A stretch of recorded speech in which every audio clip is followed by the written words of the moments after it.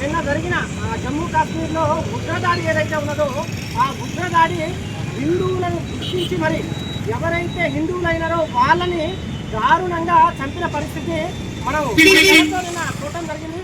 అలాంటి సంఘటనలు గతంలో కూడా ఎన్నో జరిగినాయి, అవి కూడా బయటికి రాలేదు.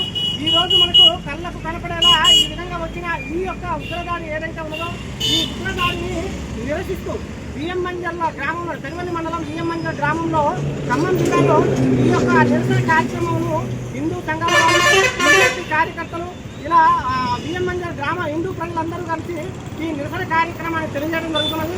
ఇలాంటి నిరసన కార్యక్రమం ఏదైతే ఉన్నదో ఇదేదో శాంతియుతంగా తెలియజేసి ఆ గ్రామంలో ఉండటం కాదు, ఎవరైతే ఈ రకంగా దాడి చేసి దారుణంగా హిందువులను హింసించి చంపారో వాళ్ళపై కూడా అదే రీతిలో దారుణంగా ఏదైతే మన పుల్వామాలో జరిగిన దాడికి బలమైన ప్రతీకారాన్ని తీర్చుకున్నారో అదే రీతిలో వీళ్ళపై బలమైన ప్రతీకారాన్ని తీర్చుకోవాలని చెప్పేసి ఇక్కడ మేము తెలియజేసుకుంటున్నాం.